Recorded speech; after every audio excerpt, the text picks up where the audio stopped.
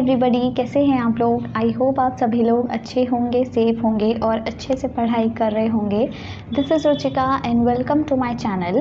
सो अभी हम कंटिन्यू करने जा रहे हैं हमारा second chapter of BST, that is forms of business organisations, जिसमें कि हमने ऑलरेडी 3 फॉर्म्स कवर कर ली हैं डिटेल में। दैट इज़ आपका sole proprietorship, joint Hindu family business and partnership के बारे में भी हमने सारी चीज़ें पढ़ ली हैं, types of partners and types of partnership भी। तो ये सारी ही चीज़ें हम अभी तक पढ़ चुके हैं। आपने ये सारे वीडियोस नहीं देखे हैं, मिस कर दिए हैं, या फिर रिवाइज़ करना चाहते हो तो आप आई बटन पर क्लिक करके प्लेलिस्ट देख सकते हो। उसमें सारे ही वीडियोस आपको मिल जाएंगे, इस चैप्टर के भी और पिछले फर्स्ट चैप्टर के भी, राइट।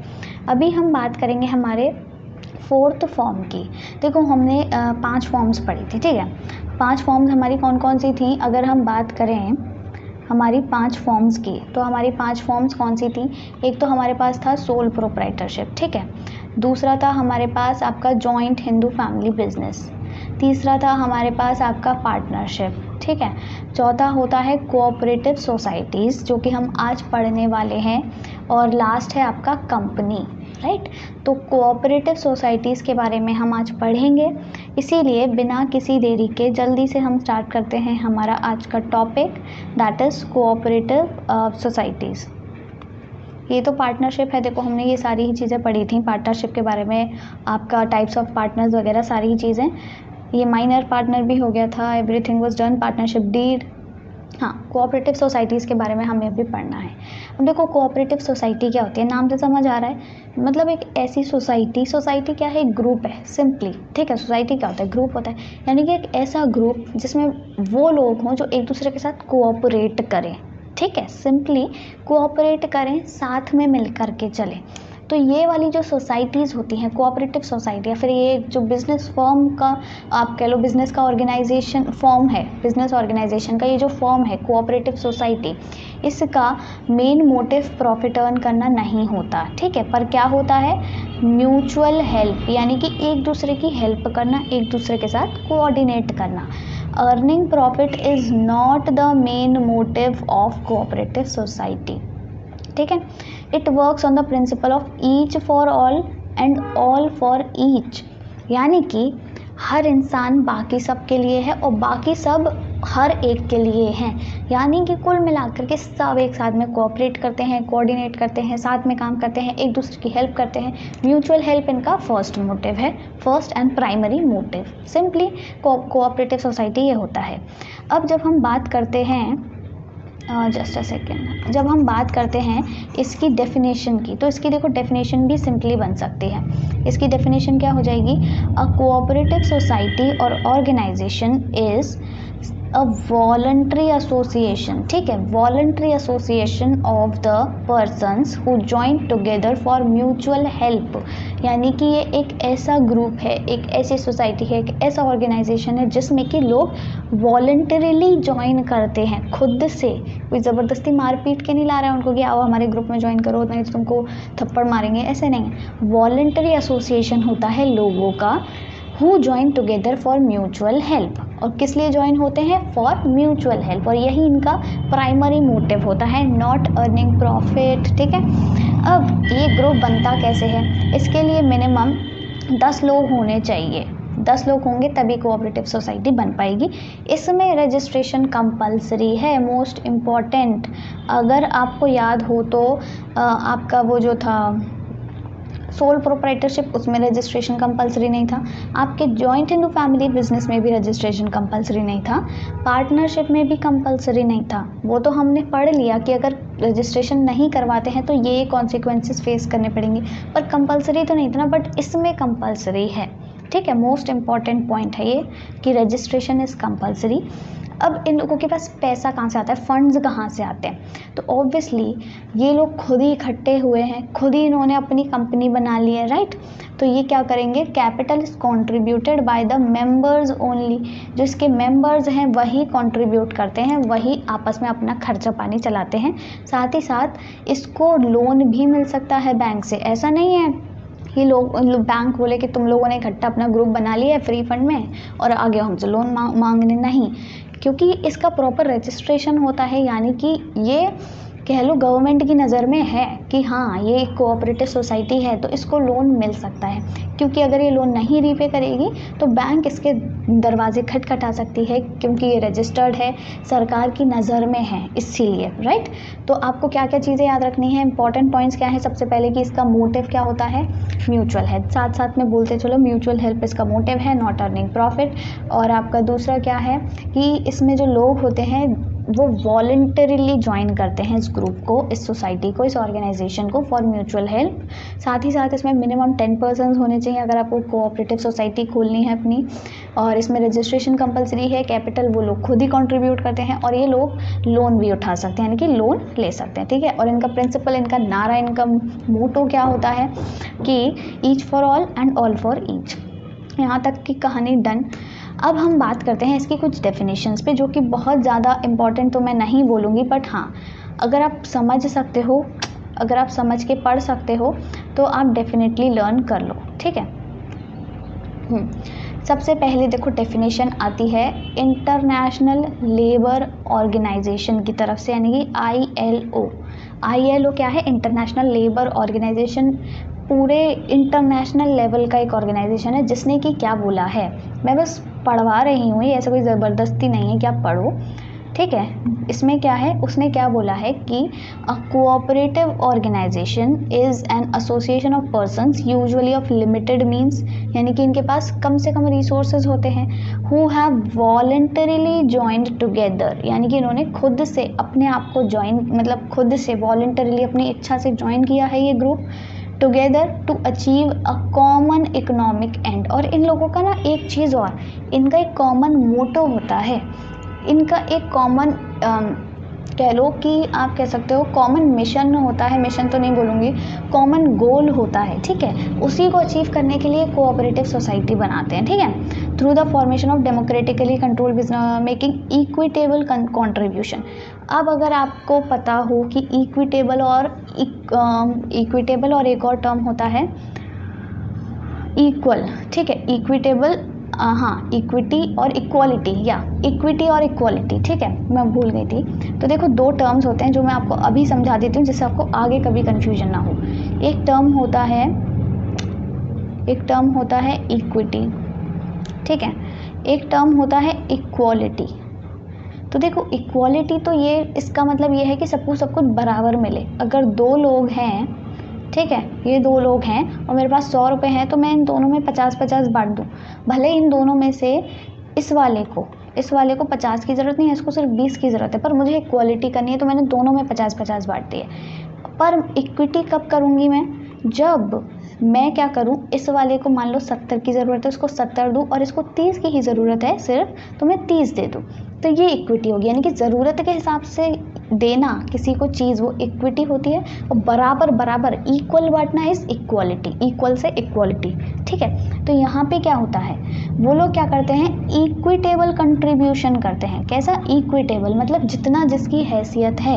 ये नहीं कि कोई एक थोड़ा गरीब है, किसी के पास थोड़े से ज़्यादा पैसे हैं, अब ज़्यादा पैसे वाला तो 1 लाख रुपए कंट्रीब्यूट कर रहा है, वो सिर्फ 10,000 कर रहा है, तो ये इक्विटी है। और इसी तरीके का कंट्रीब्यूशन करते हैं। ऐसा नहीं कि वो 1 लाख कर रहा है तो वो भी 1 लाख करे, गरीब उसके पास पैसे ही नहीं है। तो इक्विटेबल कंट्रीब्यूशन होता है यहाँ पे to the capital, right, and accepting fair share. ये सारी चीज़ें आप खुद से पढ़ सकते हो। इसी तरह एक और आपकी डेफिनेशन है इंडियन कोऑपरेटिव सोसाइटीज़ एक्ट की। ठीक है, कौन सा एक्ट है, इंडियन कोऑपरेटिव सोसाइटीज़ एक्ट, जो कि इसी के लिए बनाया होगा, ऑब्वियसली नाम से समझ आ रहा है। कब आया, 1912 में। वो क्या बोलता है कि society which has its objectives of the promotion of economic interest of its members in accordance with cooperative principal. कुछ समझ नहीं आया ना, इसका मतलब ये है कि ऐसे सोसाइटी जिनके ऑब्जेक्टिव्स क्या हों, वो ऑब्जेक्टिव्स हों कि जो उनके मेंबर्स हैं ना, उनका जो कह लो इकोनॉमिक इंटरेस्ट है, वो लोग जो चाहते हैं वही पूरी सोसाइटी का ऑब्जेक्टिव बन जाए। यानी कि वो मेंबर्स जो चाहते हैं इकट्ठे, वही उस सोसाइटी का ऑब्जेक्टिव बन जाए इन अकॉर्डेंस विद कोऑर्डिनेशन आपके कोऑपरेटिव प्रिंसिपल। ठीक है, ये होती है सोसाइटी, कौन सी, कोऑपरेटिव सोसाइटी। तो ये दो डेफिनेशन भी आप पढ़ सकते हो सिंपली, पर जो इजी डेफिनेशन है ऑफ कोर्स मैं यही बोलूँगी, यही है कि कोऑपरेटिव सोसाइटी क्या है, it's a society or organisation is a voluntary association of the persons who join together for mutual help, right? अब इसके बाद हम जल्दी से मूव करते हैं नेक्स्ट टॉपिक पर, जो कि है फीचर्स। अब फीचर्स क्या है इसमें, देखो यही वो शब्द हैं जो अभी हमने पढ़े थे, इनके बाहर कुछ नहीं है। एक आध चीज़ें बाहर होंगी वो भी समझ आ जाएगी। सबसे पहले हमने ये तो पढ़ा हुआ है जस्ट अभी कि वॉलंटरी एसोसिएशन होता है, लीगल स्टेटस मिलता है। लीगल स्टेटस कैसे मिलता है, क्योंकि मैंने बताया रजिस्ट्रेशन कंपलसरी, तो लीगल स्टेटस मिल गया। सर्विस मोटिव होता है, सर्विस मोटिव क्यों होगा, मैंने बोला ना म्यूचुअल हेल्प करते हैं, तो ये सर्विस ही तो है। इनका मोटिव क्या नहीं है, प्रॉफिट मोटिव नहीं है, अर्निंग प्रॉफिट इनका मोटिव नहीं होता, इनका मोटिव होता है म्यूचुअल हेल्प या सर्विस मोटिव। इनके पास लिमिटेड लाइबिलिटी होती है, ये भी हम पढ़ेंगे अभी। Control and equal voting rights, ये सारी चीज़ें क्या हैं एक एक करके समझते हैं। सबसे पहले हम बात करते हैं वॉलंटरी एसोसिएशन की। अब देखो वॉलंटरी एसोसिएशन में मैंने बता दिया कि यानी कि कोई ज़ोर ज़बरदस्ती नहीं है कि आप एंटर करना चाहते हो एग्जिट करना चाहते हो, कोई मारा पीटी कुछ भी नहीं है। कोई भी इंसान किसी भी टाइम पर ज्वाइन कर सकता है कोऑपरेटिव सोसाइटी को, या फिर किसी भी टाइम लीव कर सकता है। और जो मेंबरशिप है it is open for all, यानी कि सबके लिए ओपन है, कोई भेदभाव नहीं है, ठीक है। तो वॉलंटरी एसोसिएशन होता है। लीगल स्टेटस कैसे मिलता है, अभी हमने एक एक्ट पढ़ा था, कोऑपरेटिव सोसाइटीज़ एक्ट, ठीक है, कोऑपरेटिव सोसाइटीज़ एक्ट, और उसका ईयर क्या था, किसी को याद हो तो याद करने की कोशिश करो, 1912। तो इंडियन कोऑपरेटिव सोसाइटीज़ एक्ट 1912 के अंडर ये लोगों को रजिस्ट्रेशन कराना कंपलसरी है।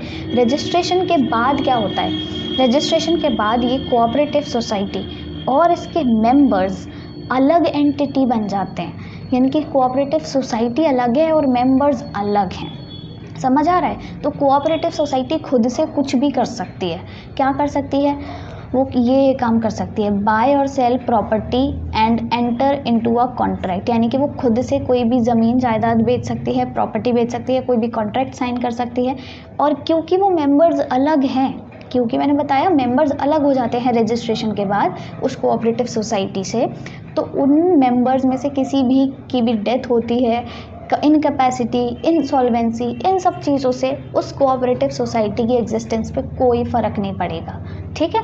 तो ये सारी चीज़ें हमने याद रखनी, जैसे हमने सोल प्रोप्राइटरशिप में पढ़ा था, अगर आपको याद हो कि उसमें बिजनेस और आपका ओनर एक ही है, राइट, पर यहाँ पे अलग है, यहाँ पे कोऑपरेटिव सोसाइटी और उसके मेंबर्स अलग हो जाते हैं रजिस्ट्रेशन के बाद, पहले नहीं, रजिस्ट्रेशन के बाद। रजिस्ट्रेशन कैसे होता है, कोऑपरेटिव सोसाइटीज़ एक्ट 1912 के अंडर, और ये कराना कंपलसरी है, अपनी मनमर्जी नहीं है। फिर इसके बाद आता है service motive. Service motive just अभी हमने पढ़ लिया कि इनका प्राइमरी मोटिव होता है to provide service to its members and earning profit इनका सेकेंडरी मोटिव होता है। अब ऑब्वियसली कुछ तो पैसा कमाएंगे, ये तो मोटिव होता है, पर ये सेकेंडरी मोटिव है, प्राइमरी सर्विस मोटिव ही रहता है। Limited liability, liability in members की कैसी होती है, लिमिटेड होती है। अब लिमिटेड क्यों होती है, जस्ट अभी मैंने बताया कि रजिस्ट्रेशन के बाद, रजिस्ट्रेशन एक तो कंपलसरी है और रजिस्ट्रेशन कराते ही आपकी कोऑपरेटिव सोसाइटी अलग है, मेंबर्स अलग हैं, तो मेंबर्स का कुछ भी काम हो उससे कोऑपरेटिव सोसाइटी पे तो फ़र्क पड़ेगा नहीं, और कोऑपरेटिव सोसाइटी का कुछ भी काम हो तो मेंबर्स पे कुछ नहीं फ़र्क पड़ेगा।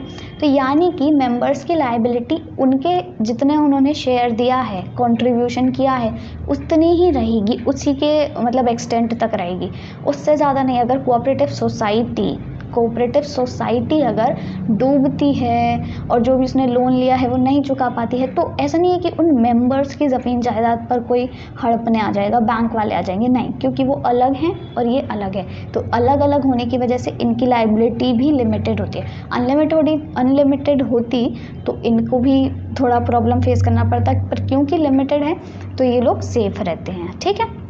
अब नेक्स्ट आता है इसके बाद control.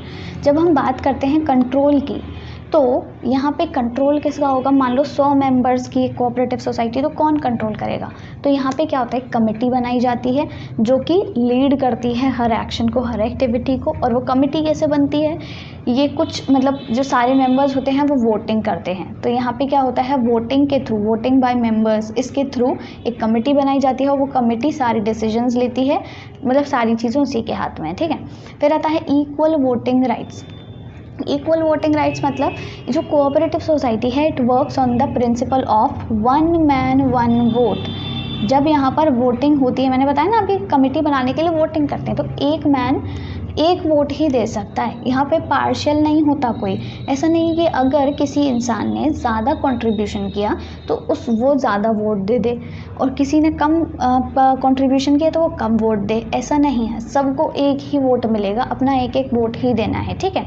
Members get only one voting right irrespective of their shared capital, क्योंकि कैपिटल तो सबने अलग अलग दिए, सबने अपना अपना अमाउंट दिया अपने हिसाब से। मैंने बताया ना, इक्विटेबल डिस्ट्रीब्यूशन, तो इसीलिए अपने वो मतलब जितना कैपिटल लिया उससे कोई फ़र्क नहीं पड़ता, कोई अमीर है गरीब है कहीं से भी आया है, कोई फ़र्क नहीं पड़ता, हर किसी को एक वोट मिलेगा। उसके बेसिस पे कमेटी बनेगी, वही कमेटी सारा कंट्रोल रखती है। यहाँ तक की कहानी ख़त्म हुई। तो हमने क्या क्या पॉइंट्स पढ़े हैं जल्दी से बताओ। सबसे पहले हमने पढ़ा कि इसका क्या होता है, वॉलंटरी एसोसिएशन होता है। इसमें यहाँ पर सर्विस मोटिव होता है। सर्विस मोटिव के अलावा आपका और क्या चीज़ें थी, लाइबिलिटी लिमिटेड होती है। कंट्रोल किसके हाथ में होता है, कमेटी के हाथ में। इक्वल वोटिंग राइट्स होते हैं। और एक और चीज़ थी हमारे पास कि हाँ, लीगल स्टेटस को इसको मिल जाता है रजिस्ट्रेशन के बाद, और उसके बाद कोऑपरेटिव सोसाइटी मेंबर्स से अलग है, राइट। अब इसके बाद हम मूव करेंगे, देखो फीचर्स पर। फीचर्स कहाँ से आएंगे, फीचर्स भी यहीं से आएंगे जहाँ से हमने अब हम बात करेंगे मेरिट्स पर। तो मेरिट्स कहाँ से आएंगे, मेरिट्स भी फीचर्स में से ही आते हैं। अब मेरिट्स क्या है, देखो सबसे पहला मेरिट आपको नज़र आ रहा है जो हम ऑलरेडी पढ़ चुके हैं, ठीक है। तो ये मेरिट ही तो है, इक्वालिटी है वोटिंग स्टेटस में, ये एक मेरिट है। लिमिटेड लाइबिलिटी, ये भी एक मेरिट है कि मेंबर्स सेफ रहते हैं, उनका ज़मीन जायदाद सेफ रहेगी। सपोर्ट मिलता है गवर्नमेंट के थ्रू। ईजी टू फॉर्म, देखो कोई ज़्यादा मतलब आपको कह लो ज़्यादा कायदा कानून तो नहीं है, सिंपल 10 लोग होने चाहिए मिनिमम, रजिस्ट्रेशन कराना है, बन गई कोऑपरेटिव सोसाइटी, है ना। फिर आता है stable existence, right. Open membership, ये भी हमने पढ़ा। मेंबरशिप सबके लिए ओपन है, यानी कि कोई भी ज्वाइन कर सकता है, कोई भी लीव कर सकता है। और नेक्स्ट है आपका इकोनॉमिकल फंक्शनिंग। अब ये क्या चीज़ें हैं, हम थोड़ा अच्छे से समझ लेते हैं। देखो इक्वालिटी इन वोटिंग स्टेटस मैंने ऑलरेडी बता दिया, बार बार मैं नहीं एक्सप्लेन करूँगी। क्या है यहाँ पर, कौन से प्रिंसिपल पे ये लोग काम करते हैं, 1 मैन 1 वोट। उनका भले कितना भी उन्होंने कैपिटल कंट्रीब्यूट किया है उससे कोई फ़र्क नहीं पड़ता, ठीक है। फिर आता है लिमिटेड लाइबिलिटी, यानी कि उन सभी की लाइबिलिटी कैसी होती है, लिमिटेड होती है to the extent of their capital that they have shared, right. फिर आता है सपोर्ट फ्रॉम गवर्नमेंट।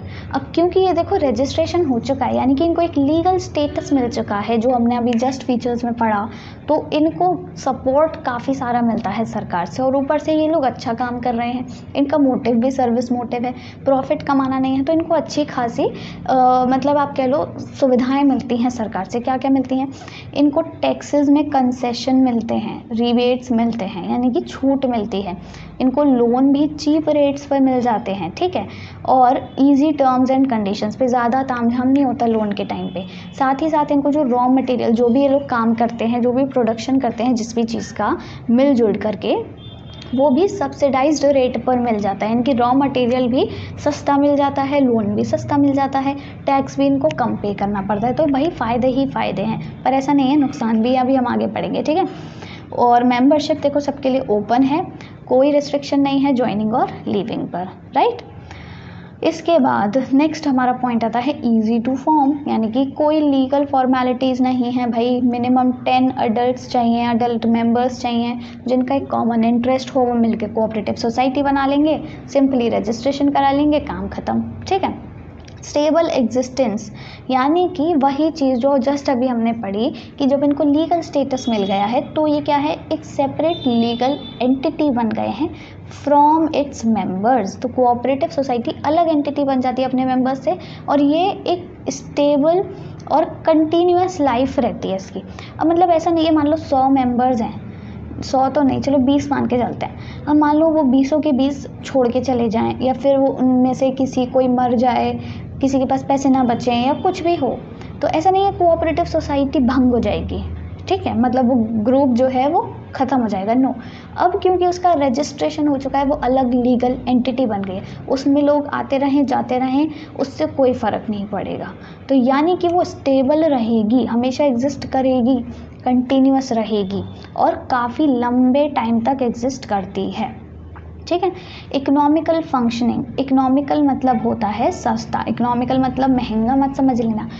इसमें क्या होता है, जो फंक्शनिंग होती है इसकी बहुत सस्ती हो जाती है। सस्ती कैसे होती है, क्योंकि देखो ज़्यादातर इसमें मेंबर्स कौन हैं, मेंबर्स क्या करते हैं यहाँ पर, जो मतलब सारी एक्टिविटीज़ वही करते हैं आप कह लो, क्योंकि और उनके अलावा तो कोई है नहीं ना। जो हैं लोग वो सारे मेंबर्स हैं कोऑपरेटिव सोसाइटी के, तो सारा काम वही कर रहे हैं। अब जब सारा काम वही कर रहे हैं तो कॉस्ट कम लगेगी ऑब्वियसली। आप और लोगों को तो हायर कर नहीं रहे हो, उनको हायर नहीं कर रहे हो तो कोई सैलरी नहीं जा रही है एक्स्ट्रा, तो आपकी कॉस्ट कम लगेगी। साथ ही साथ रॉ मटेरियल एक तो आपको सब्सिडाइज्ड रेट पर मिल रहा है, साथ साथ अभी हमने पढ़ा था ना सपोर्ट फ्रॉम गवर्नमेंट में कि सब्सिडाइज्ड रेट पर आपको रॉ मटेरियल मिल रहा है। दूसरी बात कि यहाँ पर एब्सेंस ऑफ मिडल मैन यानी कि बिचौलिए नहीं हैं, सब काम खुद कर रहे हैं लोग, उन्हीं में ही लोग खुद से लेकर के आते हैं सामान। तो जो बिचौलिए की जो वो क्या बोलते हैं कमीशन है वो भी नहीं जाएगा आपका। साथ ही साथ यहाँ पे कोई लार्ज स्टॉक्स नहीं होते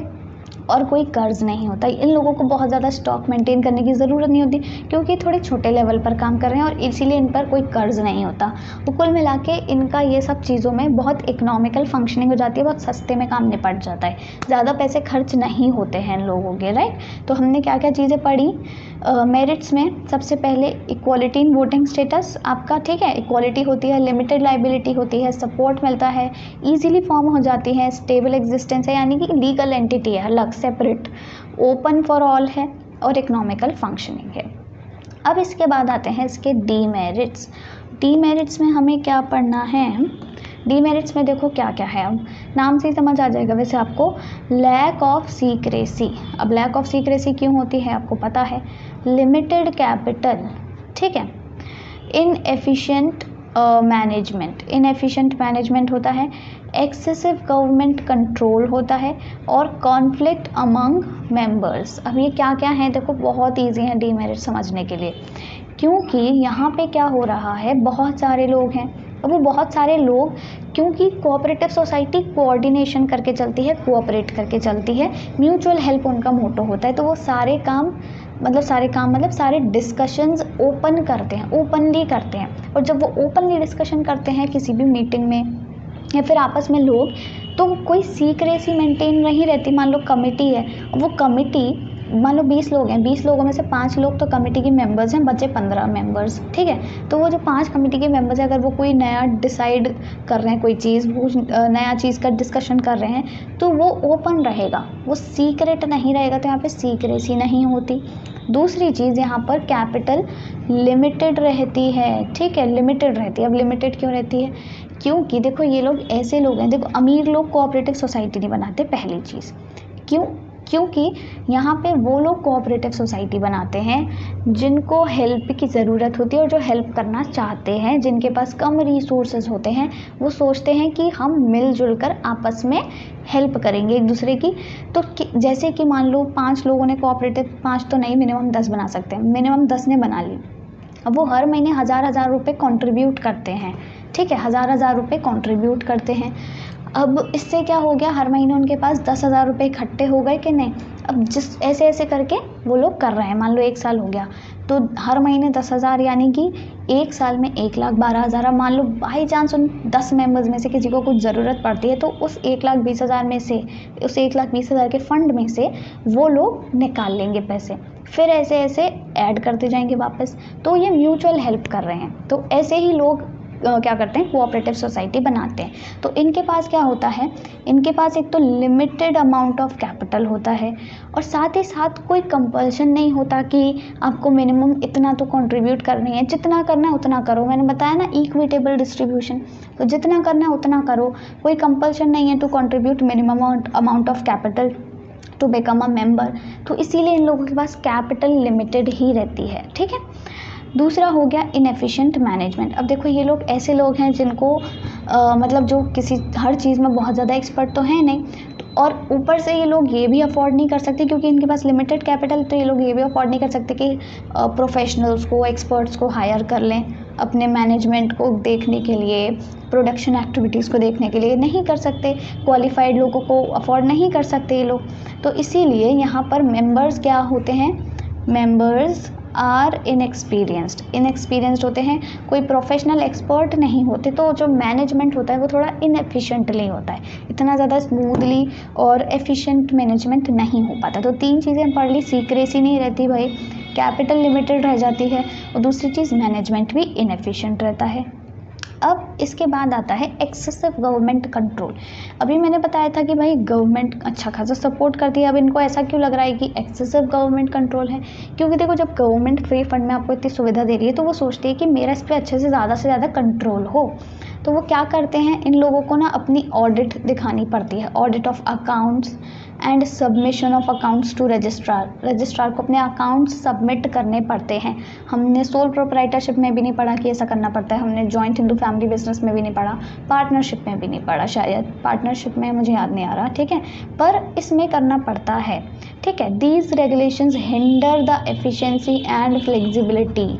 इनकी जो मतलब जितने अच्छे से ये लोग काम कर सकते थे उससे थोड़ी प्रॉब्लम्स आती हैं, ठीक है। तो इसीलिए गवर्नमेंट का कंट्रोल बहुत ज़्यादा होता है। लास्ट है कॉन्फ्लिक्ट अमंग मेंबर्स। अब देखो, इतने सारे लोग हैं, अलग अलग बिरादरी से आए, अलग अलग सोच के हैं, अलग अलग मतलब उनका सोचने का प्रोसेस है, इंडिविजुअल डिफरेंसेस इतने हैं, सबके अलग अलग ओपिनियंस हैं, तो इसीलिए क्या होता है, इससे कॉन्फ्लिक्ट्स हो सकते हैं। मान लो एक बंदा कुछ कह रहा है, वो दूसरा राज़ी नहीं है, उनकी टीम बन गई, भिड़ गए, तो इससे क्या होगा, कॉन्फ्लिक्ट्स हो जाते हैं। तो ये सारी चीज़ें किस में होती है, कोऑपरेटिव सोसाइटी में। इसके फीचर्स क्या हैं, देखो जल्दी से एक बार रिकॉल कर लेते हैं। फीचर्स क्या थे, वॉलंटरी एसोसिएशन होता है, लीगल स्टेटस मिल जाता है रजिस्ट्रेशन के बाद, सर्विस मोटिव होता है, limited liability, control and equal voting rights. और इसी में से देखो मेरिट्स हैं। मेरिट्स क्या है, equal voting rights, limited liability, support from government, easy to form, आपका ओपन मेंबरशिप, स्टेबल एग्जिस्टेंस, फलाना ढिमकाना। उसके बाद आता है आपका डीमेरिट्स। 5 है लैक ऑफ सीक्रेसी, आपका लिमिटेड कैपिटल, इनएफिशिएंट मैनेजमेंट और conflict among members, excessive government control. तो इसी के साथ आपका कोऑपरेटिव सोसाइटी का पूरा जो कॉन्सेप्ट है, फीचर्स, मेरिट्स, डीमेरिट्स, वो ख़त्म होता है। इसके बाद देखो नेक्स्ट वीडियो में हम पढ़ेंगे टाइप्स ऑफ कोऑपरेटिव सोसाइटीज़। अब ये मैं इसमें भी करा सकती थी पर वीडियो काफ़ी लंबा हो जाएगा तो वो हम नेक्स्ट वीडियो में करेंगे। टाइप्स क्या है, टाइप्स समझ लो। देखो टाइप्स की जब मैं बात करती हूँ तो 6 टाइप्स हैं, नाम भी इजीली याद हो जाएंगे। एक है कंज्यूमर्स कोऑपरेटिव सोसाइटी, दूसरा है प्रोड्यूसर्स कोऑपरेटिव सोसाइटी, एक है कोऑपरेटिव मार्केटिंग सोसाइटी, एक है कोऑपरेटिव क्रेडिट सोसाइटी, एक है कोऑपरेटिव फार्मिंग सोसाइटी, एक है कोऑपरेटिव हाउसिंग सोसाइटी। समझ आ रहा है, consumers cooperative society, producers cooperative society, फिर कोऑपरेटिव मार्केटिंग, फार्मिंग, क्रेडिट और हाउसिंग, ये 4 सोसाइटीज़ हैं। देखो दोबारा से इनके नाम रटवा देती हूँ मैं जिससे कि आपको प्रॉब्लम नहीं होगी। क्या क्या है, अगर हम बात करें टाइप्स ऑफ कोऑपरेटिव सोसाइटीज़ के, तो सबसे पहला आता है कोऑपरेटिव मार्केटिंग, ठीक है, कोऑपरेटिव मार्केटिंग सोसाइटी, राइट। फिर इसी के बाद कोऑपरेटिव आपका फार्मिंग सोसाइटी, फिर इसी के बाद आता है कोऑपरेटिव हाउसिंग सोसाइटी, ठीक है, कोऑपरेटिव हाउसिंग सोसाइटी, फिर इसी के बाद आता है कोऑपरेटिव क्रेडिट सोसाइटी, फिर आपका आता है कंज्यूमर्स कोऑपरेटिव सोसाइटी, और फिर इसी तरह आता है प्रोड्यूसर्स कोऑपरेटिव सोसाइटी। तो ये 6 टाइप्स हैं जो हम नेक्स्ट वीडियो में कवर करने वाले हैं। और इसी के बाद आपका एक फॉर्म रह गया दैट इज़ कंपनी, ठीक है, तो वो भी हम आपका नेक्स्ट वीडियो में कवर करेंगे, मतलब नेक्स्ट वीडियो में। सो या that's all for this video. I hope आपको वीडियो अच्छा लगा होगा, तो जल्दी से वीडियो को लाइक और शेयर कर दे अपने फ्रेंड्स के साथ, and do not forget to subscribe to my channel. Thank you.